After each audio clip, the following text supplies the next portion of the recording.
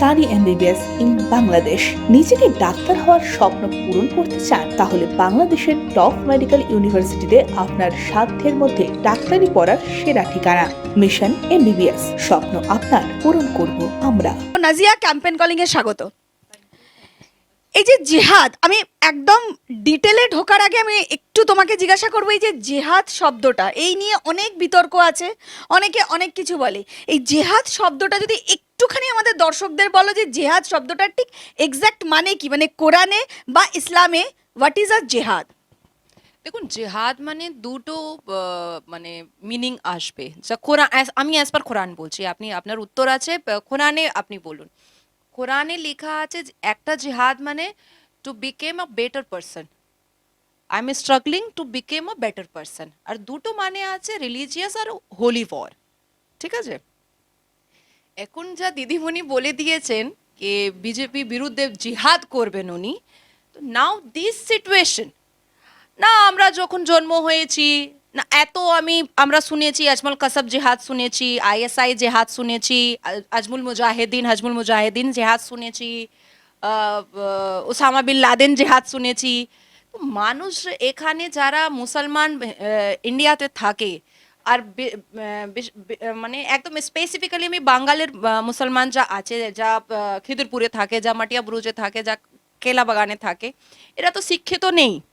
এরা জেহাদ মানে একটাই বুঝে, রিলিজিয়াস ওয়ার। তো দিদিমণি নিজেরকে বেটার পারসন বানানোর জন্য ডিক্লেয়ার করেছেন না?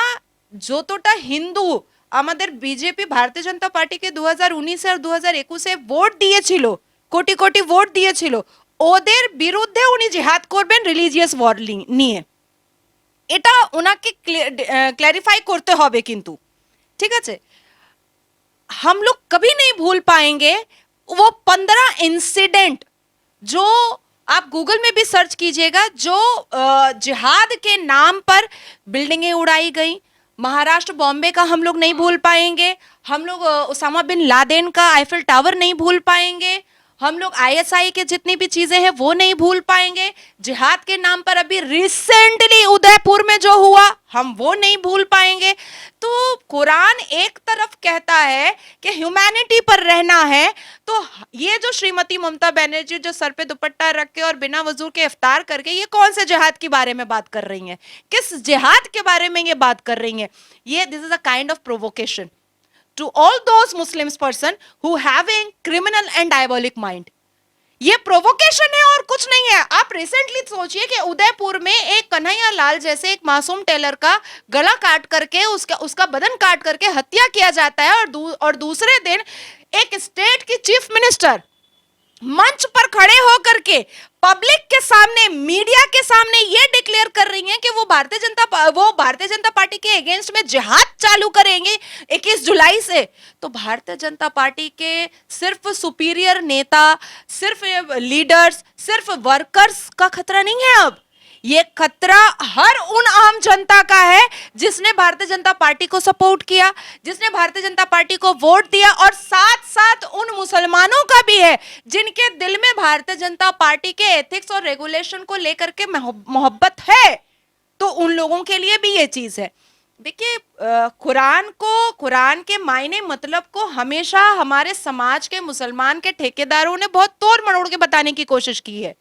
जैसे हमारे कुरान में साफ लिखा हुआ है कि तलाक बहुत गलत है, पर हमने देखा कि जब ट्रिपल तलाक में बंद करवा रही थी और सुप्रीम कोर्ट में मैं चिल्ला रही थी, मैं भीख मांग रही थी तलाक बंद करने के लिए, तो मर्द रोड पर उतरे हुए थे, और ये श्रीमती ममता बनर्जी का सिद्दीकुल्ला चौधरी जो मंत्री था माइनॉरिटी का, वो मीटिंग कर रहा था कि नहीं तलाक होना चाहिए।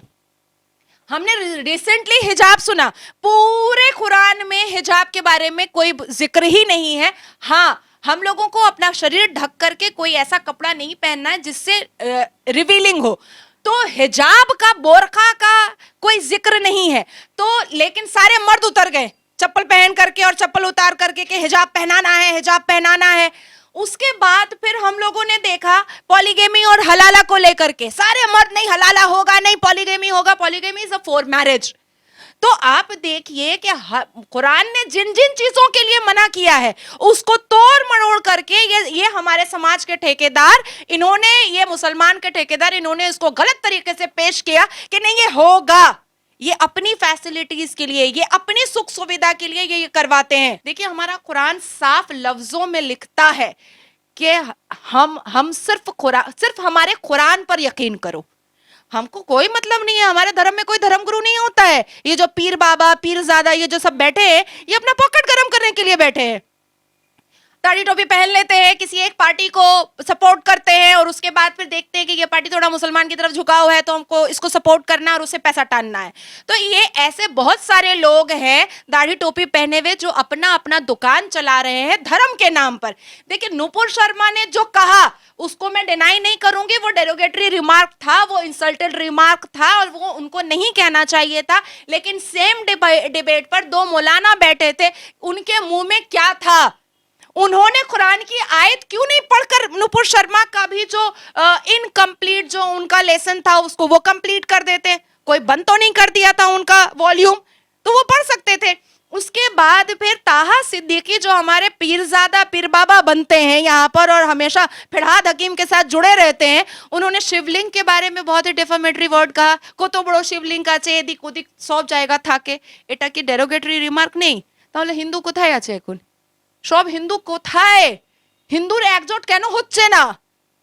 হিন্দু তো যা হিন্দুরা আছে ওর হিন্দুত্ব কেন গুড মর্নিং হচ্ছে না? মুসলমান তো চলে এসেছে রোডে, এত করলো, আপনার শিবলিঙ্গ উপরে এত ডিফামেটরি রিমার্ক দিল তাহা সিদ্দিকী, আপনারা কেন বললেন না? কেন কিছু করলেন না? এটাই আমার উত্তর, এটাই আমার আমার মানে বক্তব্য। সিএম এর মুখ থেকেই জেহাদ শব্দ একদম মঞ্চে দাঁড়িয়ে মানে বলা, কি মেসেজ যাচ্ছে সমাজে, কিভাবে দেখছো বিষয়টাকে? প্রভোকেশন। একটা রেপুটেড সিএম চিফ মিনিস্টার, মানে কোনো স্টেটেরই একটা চিফ মিনিস্টার কথাটা একটা গুরুত্ব থাকে, মিডিয়া শুনে, সবাই শুনে। উনি যখন একটা আইসক্রিম খেয়ে নেবেন একটা নিউজ হয়ে যাবে, আর এত বড় কথা উনি মঞ্চে দাঁড়িয়ে উনি বলে দিলেন, ডিক্লেয়ার করলেন উনি 21 জুলাই থেকে আমরা জিহাদ করব বিজেপি বিরুদ্ধে। তার মানেই হলো প্রভোকেশন। কাকে প্রভোকেশন দিচ্ছেন উনি? মুসলমান ভোটার্সকে প্রভোকেশন দিচ্ছেন। কার বিরুদ্ধে দিচ্ছেন? যা বিজেপি কর্মী আছে, যা বিজেপি নেতারা আছে, যা বিজেপি ভোটার্স আছে, যা যা আম জনতা বিজেপির পক্ষে নিজের ভোটটা কাস্ট করেছিল, তার বিরুদ্ধে আমাদের মুখ্যমন্ত্রী, মাননীয় মুখ্যমন্ত্রী উনি প্রভোকেশন দিচ্ছেন। দেখুন এই কথাটা আগেই উনি পরিষ্কার করে দিয়েছেন যে রামের নাম নিলে জেলে পাঠিয়ে দেব। তার মানে উনি মুসলিম ধর্মকে অনেক প্রেম করেন। আজকে উনি জিহাদ বললেন। আপনি বলুন তো আমাকে যে এটা কি কোনো কনস্টিটিউশনাল কথা? এটা তো আনকনস্টিটিউশনাল রিমার্ক, এটা প্রভোকেটিভ রিমার্ক। এটা কি বাঙালি সংস্কৃতির এটা বলা যায় জিহাদ করব? আপনি বলুন এটা হিন্দি যা আছে, হিন্দি ভাষা যা আছে, যা সংস্কৃত ভাষা আছে, এটা কি বলা যায়? আমি তো একজন মুসলিম, আমি তো কোনোদিন আরবিতে কথা বলি না, কখনো বলি না।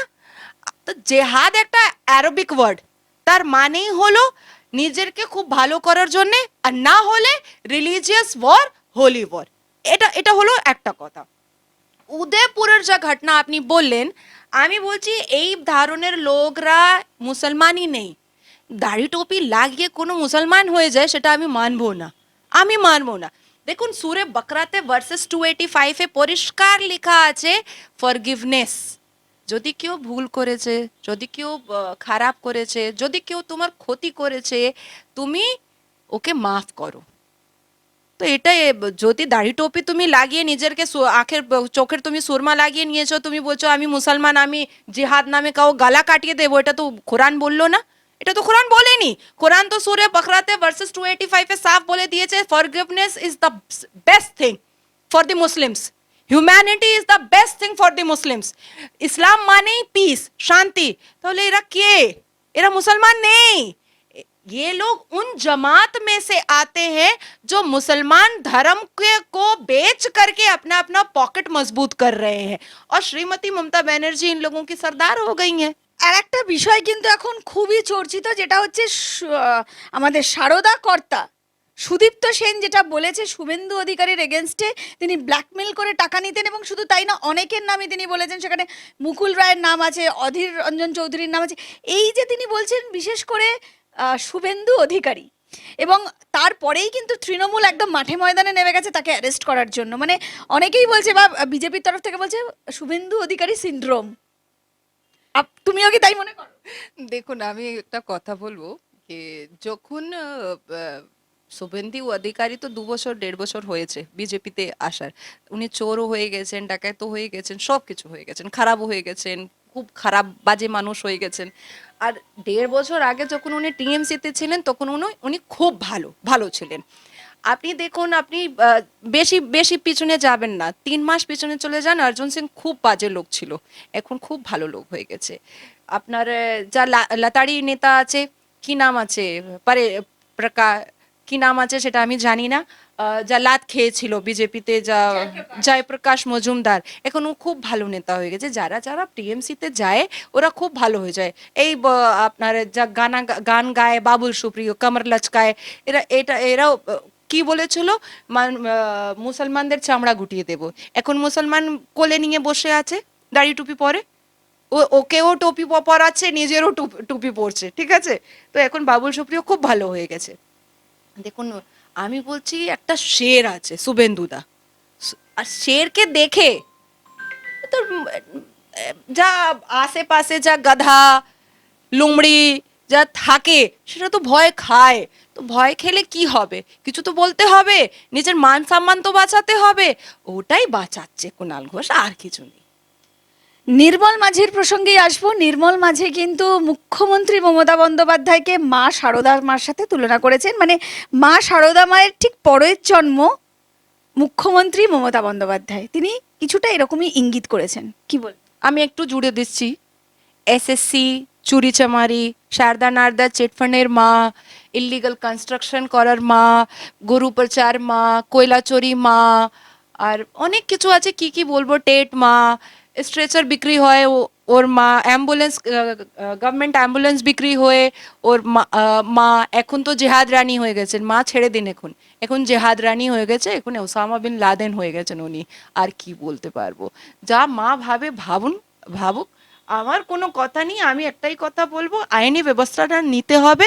কেন আমরা সবাই ভয়তে আছি, যদি মরে পড়বো, মমতা বন্দ্যোপাধ্যায়কে অ্যারেস্ট করতে হবে ভাই, একদম।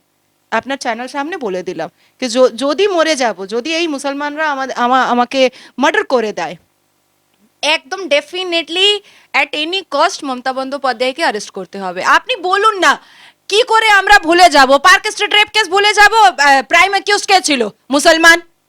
আজমল কাসাব ভুলে যাব, প্রাইম অ্যাকিউজড কে ছিল, আজমল কাসাব, মুসলমান। আমরা কি করে ভুলে যাব, জেএনইউতে কি স্লোগান ছিল, আফজল হাম শর্মিন্দা হ্যায় তেরে কাতিল জিন্দা হ্যায়। এটা কি কোনোদিন হয়? আমরা কি এই সব কথা ভুলে যাব? এখন উদয়পুরকে কে গলা কাটলো, মুসলমান। তাই মুসলমানকে প্রভোকেশন দিয়েছেন মমতা দিদি, সেটা আমার খুব গায়ে লেগেছে, খুব খারাপ লেগেছে, আর আমি একটু আনসেফ ফিল করছি। নাজিয়া, মুখ্যমন্ত্রী কিন্তু মঞ্চে দাঁড়িয়ে আবার একটা ঘোষণা করেছেন, আশা কর্মীদের 8,000 টাকার ফোন, স্মার্টফোন দেবে। কি বল? দেখুন, 2019-ও খুব ঘোষণা করেছিলেন, 2021-এ খুব ঘোষণা করেছিলেন, ওর উত্তরটা আমরা দেখতে পাচ্ছি। কেউ গান্ধী স্ট্যাচুর নিচনে বসে আছে, কই নেতাজি স্ট্যাচুর নিচনে বসে আছে 1 বছর থেকে, কেউ মুখ্যমন্ত্রীর সামনে ধর্ণা দিচ্ছে, বাড়ির সামনে ধর্ণা দিচ্ছে, কেউ কোথায় ধর্ণা দিচ্ছে, কেউ কোথায় ধর্ণা দিচ্ছে। টেটের মামলাটা চলে এসেছে, ফরহাদ হাকিম নিজের মুখ থেকে বললো কি যত ইলিগাল কনস্ট্রাকশন হচ্ছে দায়ী কার আছে, পুলিশ অফিসার আছে, কিন্তু কোনো পুলিশ অফিসার এখন পর্যন্ত সাসপেন্ড হলো না। আমাদের কাউন্সিলর সব ভগবান মতন আছে, সব পরিষ্কার, সব একদম মানে ভগবানের মানে পায়ের ধুল, সব আমার কাউন্সিলর আর মিউনিসিপ্যালিটি চেয়ারম্যান আর চেয়ারম্যান। তো এইসব কথা যা আছে সব ডায়লগবাজি, সব ডায়লগবাজি দিদিকে দিতে দিন। আমি বলছি 2024 মহারাষ্ট্র মতন এখানেও সরকার পড়বে, এটা আপনারা মনে রাখুন। নাজিয়া, এই যে কর্মসংস্থান নেই, সবাই বসে আছে, চাকরি নেই, মুখ্যমন্ত্রী কিন্তু চাকরি দিতে চাইছেন। তিনি বলছেন সরাসরি, আমার কাছে 17,000 চাকরি রেডি, আরও 5,000, তার সাথে 17,000 প্লাস আরও 5,000 আমার রেডি। কিন্তু আইনি যে জটিলতা, বা যারা বিরোধী দল তারা আদালতে চলে যাচ্ছে, আইনে আটকে যাচ্ছে, আমি দিতে পারছি না, সেটা না হলেই আমি চাকরি দিয়ে দেবো। উনি দিতে চাইছেন, কিন্তু তাহলে কেন বারবার ওনার ওপরে এই আঘাত আনা হচ্ছে যে মুখ্যমন্ত্রী বা সরকার চাকরি দিতে চাইছেন? দেখুন, এই সব যা মানে ললিপপ আছে, এটা মমতা দিদি মুসলমানদেরকে দিতে পারেন, শিক্ষিত মানুষকে দিতে পারবেন না। চাকরির জন্য যত লোকজন বসে আছে ওদেরকে চাকরি দিয়ে দিন না, ও তো নিয়ে নেবে, ও তো বসেই আছে 1 বছর থেকে 1.5 বছর থেকে, তো রোদের নিচনে বসে আছে, ওদেরকে কেন দিচ্ছেন না? 4,000 চাকরি আছে, 5,000 চাকরি আছে, কোথায় আছে? আচারে ছুপিয়ে রেখেছেন কি? কোথায় আছে? না ফিরাদ হাকিম নিজের কুর্তা পকেটে রেখেছে, আছে কোথায়?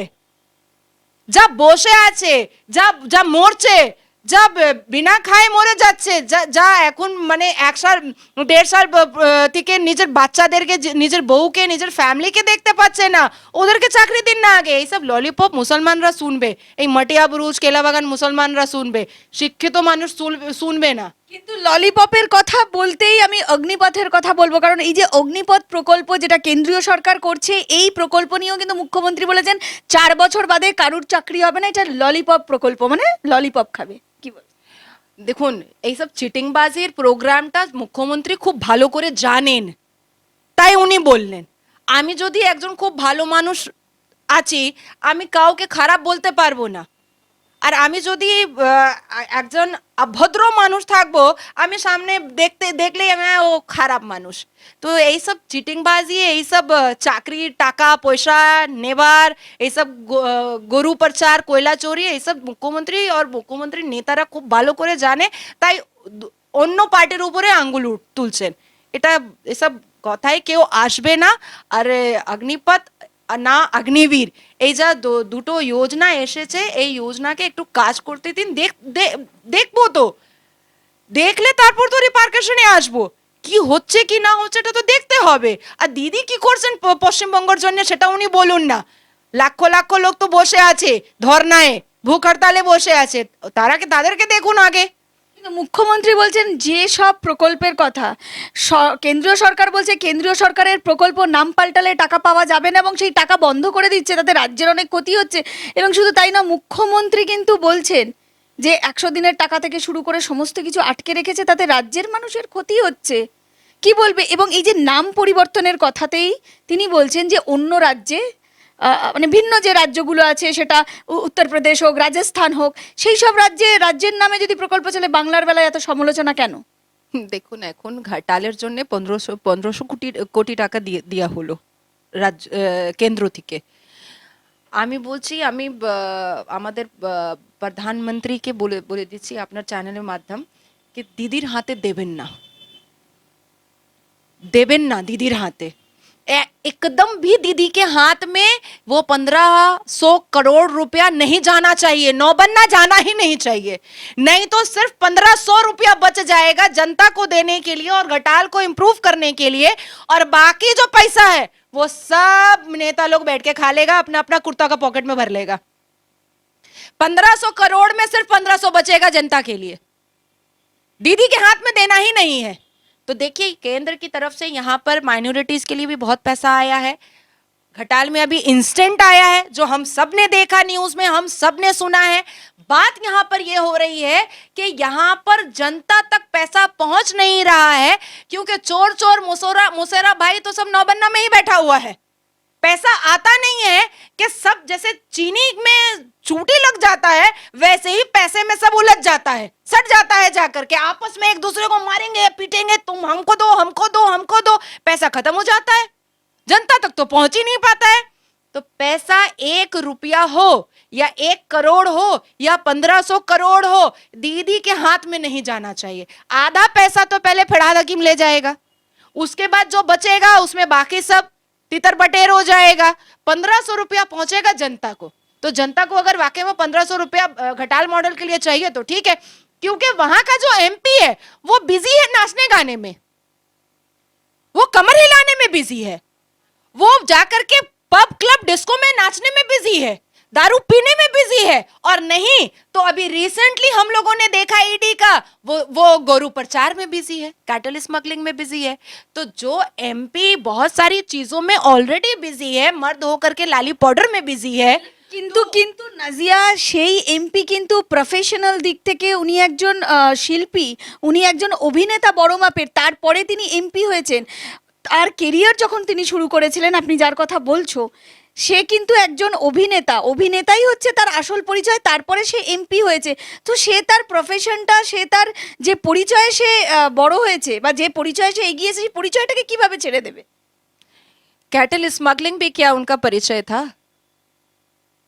फिल्में नहीं छोड़ सकते हैं, जनता से प्यार क्यों छोड़ दिए? अरे अभिनेता है तो नेता भी तो है साथ में। तो अगर आप अपना 24 घंटा में 18 घंटा फिल्म को दे रहे हैं तो 2 घंटा जनता को भी तो दीजिए। देखिए कैलकुलेशन के हिसाब से तो 9-9 घंटा बांटना चाहिए। फिर 9 घंटा हम शूटिंग करेंगे, 9 घंटा हम जनता को देंगे। दोनों प्रोफेशन से हम कमा रहे हैं और दोनों प्रोफेशन उनको पब्लिसिटी भी दे रही है, फेम नेम मनी सब चीज दे रहा है। तो दोनों प्रोफेशन में पार्शियलिटी क्यों? और नेता नाचता हुआ नहीं अच्छा लगता है, नेता कमर हिलाता हुआ नहीं अच्छा लगता है, नेता लाली पाउडर लगाता हुआ नहीं अच्छा लगता है, अगर वो मेल है तो। औरतों पे फिर भी चल जाता है। देखिए हमारी टिकटॉक वाली मैडम है नुसरत जहां, शॉर्ट पैंट पहन करके, हॉट पैंट पहन करके नाचती हैं, बुरा नहीं लगता है, ठीक है नाच सकती हैं, मुस्लिम है तो क्या हुआ भाई, जनता एक्सेप्ट कर रही है। बशीरहाट के मौलाना एक्सेप्ट कर रहे हैं, बशीरहाट के इस्लामिक स्कॉलर एक्सेप्ट कर रहे हैं, बड़ी बड़ी दाढ़ी लेकर के नुसरत के साथ सेल्फी लेते हैं तो वो एक्सेप्ट कर रहे हैं, हॉट पैंट वाली को तो कोई प्रॉब्लम नहीं है। मेरा कहना है कि घटाल मॉडल पर जो पैसा आया है वो किसी भी हाल में केंद्र सरकार को, ममता बनर्जी के हाथ में नहीं देना चाहिए, नहीं तो वो पैसा भी तितर बटेर हो जाएगा और जनता को एक घटाल मॉडल मॉडर्न मॉडल के हिसाब से नहीं मिलेगा। এই যে কেন্দ্রীয় সংস্থাগুলোকে রাজনৈতিকভাবে ব্যবহার করছে, অভিযোগ করেছে রাজ্যপালের কাছে কুণাল ঘোষ। দেখুন কুণাল ঘোষের কথা আমি গুরুত্ব দিই না ভাই। देखिए कुणाल घोष ने जब अरेस्ट था वो बोलता था कि सबसे हम लोग से क्यों पूछ रहे हो, सबसे बड़ी राजरानी जो चोरी की है शारदा नारदा चिटफंड का वो तो श्रीमती ममता बनर्जी है, उससे कोई सवाल क्यों नहीं पूछा जा रहा है। आज वो ममता बनर्जी का गाना गा रहा है। तो इसलिए ऐसे आदमी को इम्पोर्टेंस देना, ये हमारे इम्पोर्टेंस घट जाता है जब हम ऐसे आदमी को इम्पोर्टेंस देते हैं। जो आदमी ऑलरेडी अपने हर एक बात पर कॉन्ट्रडिक्टरी स्टेटमेंट दे रहा है, जो वैरी नहीं कर रहा है एक दूसरे के साथ, ऐसे लोगों के स्टेटमेंट का कोई ठीक ठिकाना नहीं होता है, कल को वो कुछ भी कर सकता है। देखिए हम लोग बहुत पॉजिटिव माइंडेड है। 2024 में विधानसभा इलेक्शन भी होगा और 2024 में लोकसभा भी इलेक्शन होगा। बीजेपी यहाँ बहुत अच्छा काम करेगा, लेकिन हाँ वर्ड जिहाद जो आज का टॉपिक था उससे हम लोग सब डरे हुए हैं। নাজিয়া, মুখ্যমন্ত্রী কিন্তু বলছেন মঞ্চে দাঁড়িয়ে তার স্ট্রাগলের কথা। তিনি বলছেন আমি ধান বুনতে পারি, ধান কেটে সেই ধান বিক্রি করে যে টাকা আসতো আমরা সেই টাকা দিয়ে চপ কিনতাম। কি বলবেন? এবং তিনি গল্পও শুনিয়েছেন তার মানে কাহিনী এবং তার স্ট্রাগল। সত্যি তিনি স্ট্রাগল করেছেন, এটা তো অস্বীকার করার জায়গা নেই। তো তিনি এই গল্পগুলো করেছেন, তিনি ধানও কাটতে পারেন। हाँ हाँ बहुत अच्छी उन्होंने वक्तव्य सुनाई है, मैंने भी सुना है और बहुत बहुत अच्छा लगा। दर्द नहीं हुआ, ये तो हर गरीब के लिए बहुत आइडियल वाली बात है।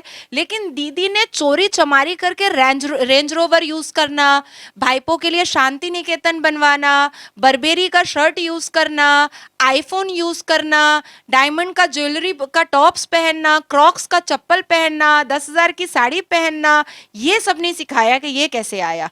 एक गरीब के लिए ये आइडियल वाली बात है कि एक गरीब घर की बेटी ने धान बुनते बुनते बंगाल की सीएम बन गई। ये गरीबों को सुनने के लिए बहुत अच्छा लगा, लेकिन उसके बाद का जो सिनेरियो था वो दीदी ने मिस कर दिया, तो फिल्म अधूरी रह गई। फिल्म पूरी सुनानी चाहिए थी, क्योंकि हम तो अपने आंख से देख रहे हैं ना भाई, रेंज रोवर हम तो अपने आंख से देख रहे हैं ना सब कुछ। शांति निकेतन हम क्या अपनी आंख से नहीं देख रहे हैं? तो थोड़ा सा फिल्म इनकम्प्लीट है। मुझे लगता है सरकार गिरने के बाद वो जरूर सुनाएंगी, क्योंकि खाली रहेंगी तो जरूर सुनाएंगी। সিনেমার কথাই বললে, ফিল্মের কথাই বললেন, মুখ্যমন্ত্রী কিন্তু ডিজিকে সরাসরি বলছেন যে উত্তম কুমারের মতন দেখতে। আমরা দেখেছি আমাদের বাংলার গর্ব মহানায়ক উত্তম কুমার, ডিজিকে উত্তম কুমারের মতন দেখতে। কি বলবেন?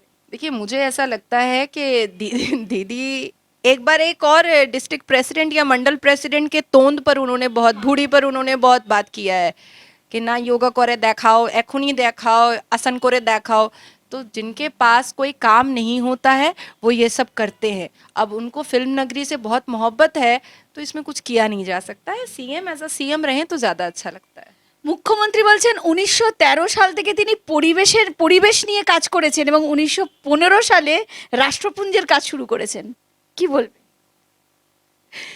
देखिए, वो श्रीमती ममता बनर्जी हैं, वो कुछ भी बोल सकती हैं और हम लोगों को सुनना पड़ेगा। हाँ, ये अलग सी बात है कि एक परसेंटेज है जो उनकी बातों को बहुत गौर से सुन करके उस पर यकीन करता है, और एक पूरा परसेंटेज है 60% का जो उनकी बातों को सुन करके कुछ तो एंटरटेनमेंट की तरह से लेते हैं, कुछ लाफ्टर चैनल की तरह से लेते हैं, और कुछ एक कान से सुनते हैं और दूसरे कान से उड़ा देते हैं। ये 60% है। और वो 40% में वो कौन आ रहा है? वही मुसलमान जिनको वो जिहाद के नाम से प्रोवोक कर रही हैं, और वही मुसलमान जिनकी वजह से वो आज फिर से सीएम बनी है, और वही मुसलमान जिनके प्रॉफिट मोहम्मद को कुछ बोला गया तो उन्होंने नुपुर शर्मा को अरेस्ट नहीं करवाया। तो जितना डिप्लोमेट गेम दीदी खेल सकती हैं, मुझे ऐसा लगता है कि she is actually pro politician. मुसलमान को एक तरफ से यूज भी कर रही हैं, मुसलमान के सेंटिमेंट के साथ भी खेल रही हैं, मुसलमान के इंप्रूवमेंट और बेटरमेंट के लिए भी कुछ नहीं कर रही हैं, मुसलमान के एडुकेशन के लिए भी कुछ नहीं कर रही हैं, मुसलमान के बच्चों को कभी प्रोवोक नहीं की कि इंजीनियर डॉक्टर बनो, लेकिन कल परसों उन्होंने मुसलमान के बच्चों को, लड़कों को यह प्रोवोक किया कि तुम जिहादी बनो। ये है हमारी madam chief minister of West Bengal. 21 July নিয়ে তৃণমূলের নেতা কিন্তু রীতিমতন প্রকাশ্যে হুমকি, দুটো বাস ভর্তি করে লোক না আনতে পারলে উন্নয়ন বন্ধ করে দেবে সেই জায়গার, কি বলবেন? देखिए, धमकी देना तो तृणमूल कांग्रेस का पुराना है कैरेक्टर और नेचर। ये कोई नया कैरेक्टर और नेचर नहीं है। हर एक काम वो धमकी दे करके ही कराते हैं। आप लोगों को शायद नहीं पता होगा कि पश्चिम बंगाल में 90% कैंटोनमेंट जो मिलिट्री स्टेशन की जो प्रॉपर्टी है उस पर दमदम म्यूनिसिपलिटी चेयरमैन धड़ल्ले से बिल्डिंग बना रहा है और बेच रहा है और करोड़ों रुपए बना रहा है। उस पर दीदी को कुछ ऑब्जेक्शन नहीं है, उस पर फरहाद हकीम को कोई ऑब्जेक्शन नहीं है, भारतीय बसु को कोई ऑब्जेक्शन नहीं है, क्योंकि पॉकेट में पैसा जा रहा है। तो धमकी is the nature of Trinamool Congress party, और ये तभी खत्म होगा जब ये सरकार गिरेगी। इस सरकार को गिरना बहुत जरूरी है। নাজিয়া, একটু আগেই তুমি আমরা যখন আলোচনা করছিলাম তুমি বললে যে মহারাষ্ট্র সরকারের মতন কিছুদিন পর অবস্থা হবে। কেন তোমার মনে হচ্ছে যে এই পরিস্থিতি হতে পারে? কারণ আমরা দেখেছি মামাটি মানুষের যে সরকার, একটার পর একটা উন্নয়ন, লক্ষ্মীর ভান্ডার যে প্রকল্প, সেটা কিন্তু সত্যি মানে প্রত্যেকটা মানুষ, মা বোনেরা রাস্তায় দাঁড়িয়ে তার লাইন দিয়ে তার উপকারিতা পাচ্ছে। এবং এখনো পর্যন্ত আমরা দেখেছি যেভাবে জনসমর্থন নিয়ে তৃতীয়বারের মতন মুখ্যমন্ত্রী মানে মাননীয় মুখ্যমন্ত্রী মমতা বন্দ্যোপাধ্যায় মুখ্যমন্ত্রী হলেন, সেখানে মানুষের একটা রায় আছে, মানুষ তাকে সেইভাবে ভালোবাসে। তাহলে কিভাবে বলছো যে মহারাষ্ট্র সরকারের সাথে তৃণমূল সরকারের তুলনা করছো? দেখুন, আমি খুব বেশি এই এর জন্য বক্তব্য দেব না। দুটি লাইন বলবো। আপনি বাঙালি হয়ে উন্নয়নটা দেখতে পাচ্ছেন বাঙালে, আর আমি দিল্লিওয়াল হয়ে দেখতে পাচ্ছি না। আপনি বাঙালি হয়, আপনি মুখ্যমন্ত্রী ভালো কাজ দেখতে পাচ্ছেন নিজের চোখে, আমি দিল্লিওয়াল হয়ে আমি দেখতে পাচ্ছি না। আমি তো 15 বছর থেকে বাঙালি আছি, আমি তো একটাও ডেভেলপমেন্ট আর উন্নয়ন দেখলাম না। আপনি বাঙালি হয় কি করে দেখলেন সেটা আমি বুঝতে পারছি না। এখানে উন্নয়ন কি হবে সেটা 2024 পর আপনি দেখতে পারবেন বাঙালি হয়, আর আমরা দেখাবো দিল্লির হয়।